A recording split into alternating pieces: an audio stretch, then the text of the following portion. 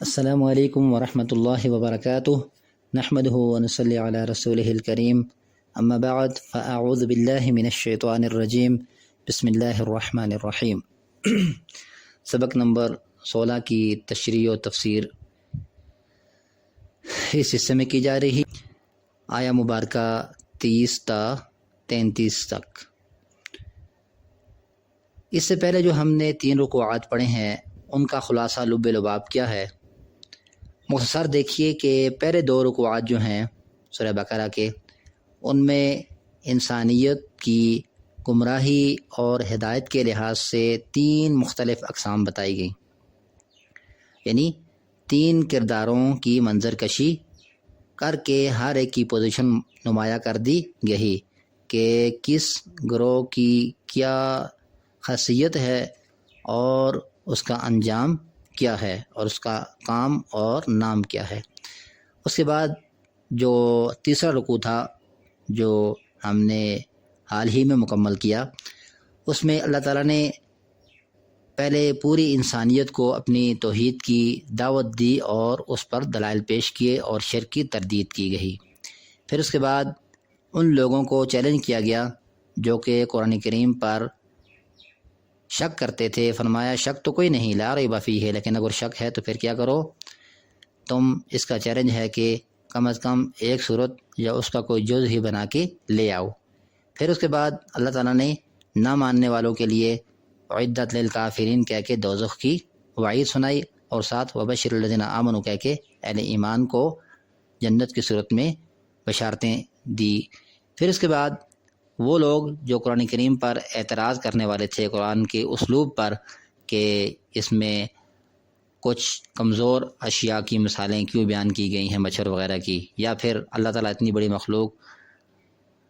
کو چھوڑ کر مکھی مکڑی وغیرہ کو کیوں زیر بحث لاتا ہے، تو وہ کائنات کا خالق ہے، اسے مثالوں کی کیا ضرورت۔ تو اس پر اللہ تعالیٰ نے واضح نصیحت کی کہ دراصل اس سے جو متقین ہیں مؤمنین ہیں ان کو فائدہ ہوتا ہے، ہدایت میں اضافہ ہوتا ہے، اور جو فاسقین ہیں ان کو مزید گمراہی ہی میں دھکیلا جاتا ہے۔ اور پھر اللہ تعالیٰ نے 3 طرح کے لوگوں کو فاسق قرار دیا اور ان کا انجام بتایا کہ اولئک هم الخاسرون۔ پھر جو آخری 2 آیات تھیں رکوع نمبر 3 کی، اللہ تعالیٰ نے انسان کے کفر پر تعجب اور حیرت کا اظہار کیا کہ آخر اس کو اللہ تعالیٰ نے کہاں سے لایا اور کہاں تک پہنچا دیا اور کیا کچھ اس کے لیے نہیں کیا، تو وہ کیوں کر اپنے اس رحیم شفیق پروردگار کو چھوڑ کر غیر اللہ کی طرف جاتا ہے۔ اور پھر آخری آیت میں اللہ تعالیٰ نے فرمایا کہ اس اکیلے نے تمہارے لیے زمین کی ہر شے پیدا کی اور آسمان بنایا، اور وہ سب کچھ کرنا جانتا ہے، لہذا اسی کی طرف پلٹنا یہی درست دین ہے۔ پھر اب جو ہے وہ قصہ آدم و ابلیس بیان کیا جا رہا ہے۔ اصل میں قرآن کریم میں 7 مقامات پر یہ موضوع زیر بحث لایا گیا ہے۔ یہ تو مدنی سورہ ہے، یہ لاسٹ نمبر پر جو یہ واقعہ ہے اس میں لایا گیا۔ باقی 6 مقامات ایسے تھے جس میں یہ واقعہ وقتاً فوقتاً مختلف انداز میں اور مختلف اس کے پہلو واضح کیے جاتے رہے۔ سوال یہ ہے کہ واقعہ ایک ہے اور 7 مقامات پر لانے کی ضرورت کیا تھی؟ 1-2 جگہ ہی کافی ہوتا۔ تو جس جگہ جس چیز کی ضرورت تھی وہاں پر اس واقعے کے وہ پہلو واضح کیے گئے ہیں، اور باقی تمام تر حالات و واقعات کو چھوڑ دیا گیا۔ اور جب دوسرا موقع آیا تو جن پہلوؤں کو وہاں واضح کرنا ضروری تھا ان کو وہاں واضح کیا گیا، اور جو پہلے تھے اور بعد والے تھے ان کو وہاں پر چھڑا نہیں گیا۔ تو اگر ان 7 مقامات کو اکٹھا کیا جائے تب جا کر جو پوری داستان ہے، واقعہ ہے، اس کی ہمارے سامنے منظر کشی ہوگی۔ سب سے پہلے یہ واقعہ آپ کو سورہ اعراف کے 2 رکوع میں ملے گا، پھر دوسرے نمبر پر آپ کو یہ سورہ حجر میں 3 رکوع میں، اور اس کے بعد سورہ بنی اسرائیل، سورہ کہف اور سورہ طٰہٰ، یہ جو 3 صورتیں ہیں ان میں 7ویں رکوع میں یہ واقعہ لایا گیا ہے۔ تو 6 نمبر پر یہ واقعہ سورہ صاد کے آخری رکوع میں لایا گیا، اور پھر 7واں نمبر یہ ہے جو کہ سورہ بقرہ رکوع 4 پر مشتمل ہے۔ زمین پر انسانیت کو لانے سے پہلے جنات آباد تھے، اور مفسرین کے مطابق 2000 سال تک انہوں نے زمین کو آباد کیا، لیکن اللہ تعالیٰ کی تخلیق کا جو مقصد تھا اس سے وہ بالکل ہٹ گئے۔ اللہ کا مقصد اس کی بندگی، اطاعت، اور اس نے جو زمین میں مختلف قسم کی اشیاء چھپا کر رکھی ہیں ان کو زیر استعمال لانا تھا، تو وہ آپس میں قتل و غارت، خون ریزی اور اللہ کی نافرمانی میں حد سے بڑھ گئے، تو اللہ تعالیٰ نے ان کو ہٹا کر آدم علیہ السلام کو زمین پر یعنی انسانیت کو لانا چاہا۔ تو اللہ تعالیٰ نے یہ اپنی رائے، اپنا منصوبہ فرشتوں سے شیئر کیا، تو اس موقع پر جو حالات و واقعات پیش آئے، فرشتوں کا رد عمل، آدم علیہ السلام کا طرز عمل، اور اس طرح جو ہے وہ ریئیکشن ابلیس کا اللہ تعالیٰ کے حکم کہ فرشتوں نے کیسے مانے، آدم علیہ السلام نے کس طرح اطاعت کی، ابلیس نے کس طرح انکار و تکبر کیا، تو یہ واقعہ دراصل ان آیات میں مختصراً لایا گیا ہے۔ فرمایا وَإِذْ قَالَ رَبُّكَ لِلْمَلَائِكَةِ إِنِّي جَاعِلٌ فِي الْأَرْضِ خَلِيفَةً، اور وہ وقت یاد کرنے کے لائق ہے، قابل ذکر ہے، جب تیرے رب نے نبی صلی اللہ علیہ وسلم فرشتوں سے کہا تھا کہ میں زمین میں جانشین بنانے والا ہوں۔ اس سے کچھ باتیں ہمارے سامنے آتی ہیں۔ ایک یہ کہ کچھ لوگوں کا یہ عقیدہ ہے کہ انسانوں میں سے جو بہت زیادہ متقی اور نیک سیرت ہو وہ فرشتہ بن جاتا ہے، یا پھر نیک قوتیں دراصل فرشتے ہیں، تو ایسی بات تو نہیں ہے۔ فرشتوں کی تخلیق سب سے پہلے، اور اس کے بعد جنات کی، اور اس کے بعد انسانوں کی گئی، اور جو ایمان کے جزیات ہیں، لازمی جن چیزوں پر ایمان لانا ہے، ان میں اللہ کے بعد دوسری شرط یہ کیا ہے کہ فرشتوں پر ایمان لایا جائے۔ اگر کوئی بندہ یہ کہے کہ انسانوں میں سے متقی جو لوگ ہیں وہ فرشتے بن جاتے ہیں، تو پھر نعوذ باللہ قرآن و حدیث کے اور فرشتوں کے جو حقائق ہیں اور جو ان کی ایک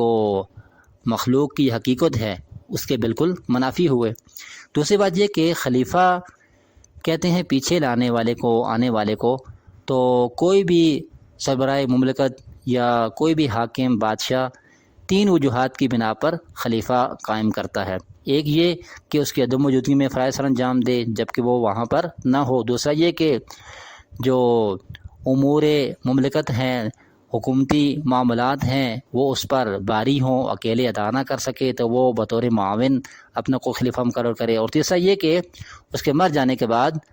کوئی جو ہے وہ اس کا جانشین بنے۔ لیکن اللہ تعالیٰ تو ان 3 طرح کی کمزوریوں سے 100% پاک ہے، وہ ان سے بالکل مبرہ اور اعلیٰ ہے۔ تو پھر خلیفہ کا مطلب کیا ہوا؟ اصل میں خلیفہ کا مطلب پیچھے لانے والا، یعنی کہ ایک انسان کی نسل کو ختم کرنے کے بعد دوسری نسل کو زمین کا وارث بنانا، یعنی نسل در نسل انسانیت کو زمین پر لانا اور ان کو ہٹانا، یعنی ایک کے بعد ایک انسان کو زمین کا وارث بنانے والا ہوں، نہ یہ کہ اللہ تعالیٰ نے کہا کہ میں اپنا نائب بنانے والا ہوں۔ تو اس پر فرشتوں نے آگے سے کیا کہا؟ قالوا اتجعل فيها من يفسد فيها ويسفك الدماء، انہوں نے کہا کیا تو زمین میں ایسے کو وارث بنانے والا ہے جو اس میں فسق و فجور کرے، فساد سے مراد تیری نافرمانی کے گناہ کے کام کرے، اور اس میں قتل و غارت اور خون ریزیاں کرے۔ سوال یہ ہے کہ فرشتوں نے ایسا کیوں کہا؟ ان کو کیسے پتہ چلا کہ خون ریزی کیا ہوتی ہے اور قتل و غارت اور اللہ کی نافرمانی کیا ہوتی ہے؟ اصل میں جنات کی جو حالات تھے، کیفیات تھیں، گناہ تھے، اور ان کی جو سرتابیاں تھیں، ان کو دیکھ کر فرشتوں نے انسانیت کے متعلق بھی یہی رائے قائم کی۔ اور دوسرا مطلب یہ بھی ہو سکتا ہے کہ فرشتوں نے دراصل آدم کی پیدائش کی حکمت معلوم کرنے کے لیے ایسا کہا ہو، یہ رائے سامنے لائی ہو۔ پھر اللہ تعالیٰ نے فرشتوں کی اگلی بات کو ذکر کیا کہ انہوں نے کیا فرمایا؟ وَنَحْنُ نُسَبِّحُ بِحَمْدِكَ وَنُقَدِّسُ لَكَ، اور ہم تیری تسبیح و تحمید بیان کرتے ہیں اور تیری پاکی بیان کرتے ہیں، یعنی کہ ہم تیری عبادت کے لیے کافی ہیں، مزید کسی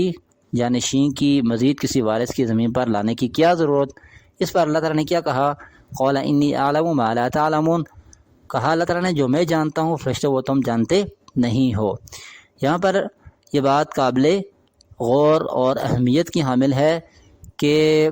فرشتے غیب نہیں جانتے، کیونکہ انہوں نے کہا، اللہ نے کیا کہا کہ جو میں جانتا ہوں وہ تم جانتے نہیں ہو۔ آگے دیکھیے، وَعَلَّمَ آدَمَ الْأَسْمَاءَ كُلَّهَا، اور اللہ تعالیٰ نے سکھا دیے آدم علیہ السلام کو نام ان ساری چیزوں کے، ثم عرضهم، پھر پیش کیا ان چیزوں کو علی الملائکۃ، فرشتوں پر، پھر اللہ تعالیٰ نے فرشتوں کے سامنے ان چیزوں کو رکھنے کے بعد کیا فرمایا، فقال انبئونی باسماء هؤلاء ان کنتم صادقین، اگر فرشتوں تم اپنے دعوے میں سچے ہو کہ انسانیت کی ضرورت نہیں، تم تحدیث و تحمید تقدیس کے لیے کافی ہو، تو پھر مجھے ان چیزوں کے نام بتاؤ اگر تمہارا یہ دعویٰ درست ہے۔ یہاں پر سوال یہ کہ کچھ چیزوں کے نام کیوں بتائے گئے آدم علیہ السلام کو؟ اور بھی تو مختلف قسم کے علوم تھے، دیے جا سکتے تھے، کسی ایک چیز کے مختلف جزیات کے متعلق بتا دیا جاتا۔ تو یہ بالکل ایسے ہی ہے جیسے کوئی بندہ دنیا میں بھی اگر کوئی ورکشاپ کسی کے حوالے کرتا ہے تو کم از کم جس کے وہ حوالے کر رہا ہے اپنی ورکشاپ، اپنا کام جسے سونپ رہا ہے، اس کے لیے یہ علم ضروری ہے، اتنا تجربہ ضروری ہے کہ وہ ورکشاپ میں استعمال ہونے والے جو ٹولز ہیں، جو اوزار ہیں، ان کا نام تو جانتا ضرور ہو، اور اتنا ہی جو ہے وہ نا واقف اور بولا بالا یا بالکل اجنبی نہ ہو کہ اس کو یہ بھی نہ پتہ ہو کہ کس چیز کا فنکشن کیا ہے اور اسے کہتے کیا ہیں۔ تو اس طرح اللہ تعالیٰ نے کائنات کی جو مختلف اشیاء تھیں، سورج، چاند، ستارے، پہاڑ، دریا، شجر، حجر وغیرہ،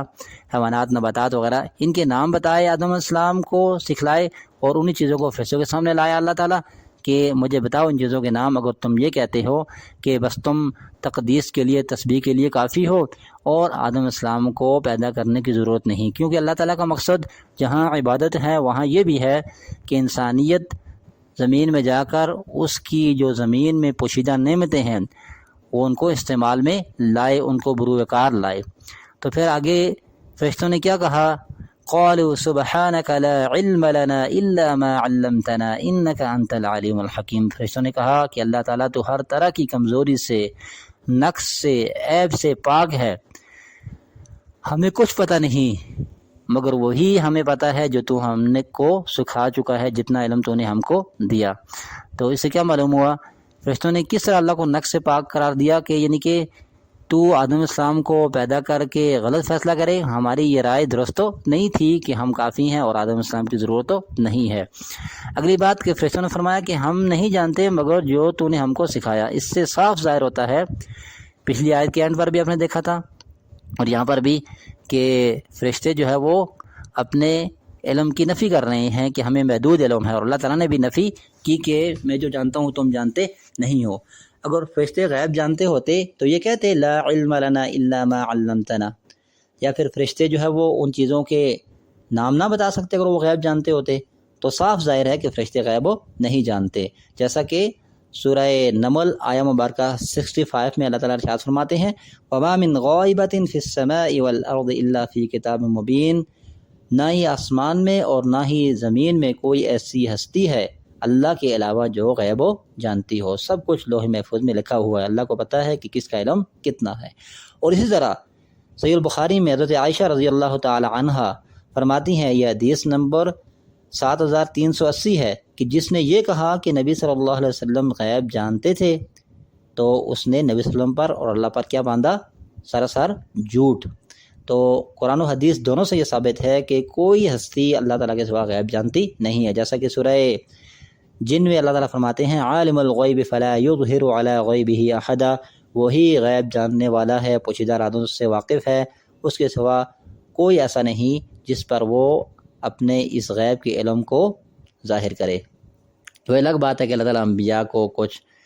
ایسی باتیں بتا دے جو غیب سے متعلق ہیں، لیکن وہ محدود پیمانے پر اللہ کے بتانے سے، وہ کرنا کوئی از خود یہ سقط نہیں رکھتا اللہ کے علاوہ کہ وہ غیب جانے۔ اور تو علیم و حکیم ہے، یہ کیا مطلب؟ یعنی کہ تو سب کچھ جاننے والا ہے، زیادہ تجھے پتا ہوگا کہ آدم کی تخلیق کس قدر لازمی اور اہم ہے، اور حکیم حکمت والا ہے، یعنی تیری کسی بھی تخلیق میں، تیرے کسی فیصلے میں کبھی غلطی ہو سکتی نہیں ہے، تو ہی تمام تر حکمتوں کو جانتا ہے۔ تو اور حکیم کا مطلب ہی کیا ہے؟ جو غلطی کرنے سے پاک ہستی ہو۔ پھر آخری آیت دیکھیے، اب آدم علیہ السلام کی اہمیت بالکل واضح ہو گئی، کیونکہ فرشتے جب نہ نام بتا سکے تو تمام تر نگاہوں کا مرکز اور آدم علیہ السلام کی حیثیت بالکل واضح ہو چکی تھی۔ اللہ تعالیٰ نے کہا قال یا آدم انبئہم باسمائہم، کہا اللہ تعالیٰ نے او آدم بتاؤ ان فرشتوں کو ان چیزوں کے نام، فلما انبأهم باسمائهم، پھر جب آدم علیہ السلام نے اللہ کے کہنے اور حکم کے بعد ان فرشتوں کو ان ساری چیزوں کے نام بتا دیے، کوئی ایک بھی چیز ایسی نہ تھی جس کا نام آدم علیہ السلام کو بول گیا ہو یا انہوں نے واضح نہ کیا ہو۔ اب فرشتے دنگ رہ گئے اور حیرت میں کھو گئے، تو اللہ تعالیٰ نے فرمایا قال الم اقل لکم انی اعلم غیب السماوات والارض، اور فرشتوں کیا میں نے تمہیں کہا نہیں تھا کہ میں جانتا ہوں زمین و آسمان کے خفیہ راز، مجھے معلوم ہیں کائنات کے خفیہ معاملات۔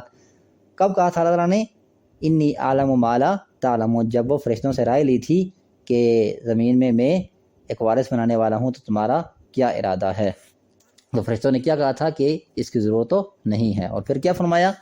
وَأَعْلَمُ مَا تُبْدُونَ وَمَا كُنْتُمْ تَكْتُمُونَ، اور فرشتوں میں جانتا ہوں جو تم ظاہر کرتے ہو اور جو تم چھپاتے تھے۔ ظاہر کیا تھا کہ ضرورت انسان کی نہیں، ہم کافی ہیں تقدیس کے لیے، تسبیح کے لیے، تحمید کے لیے، اور چھپا کیا رہے تھے؟ مفسرین اس کا مطلب یہ لیتے ہیں کہ شاید ان کی رائے تھی کہ وہ زمین کے جانشین بنا دیے جائیں۔ تو یہاں پر ایک بات سوال سامنے آتا ہے کہ فرشتوں کو جزوی طور پر علم کیوں دیا گیا، عمومی کیوں نہ دیا گیا؟ تو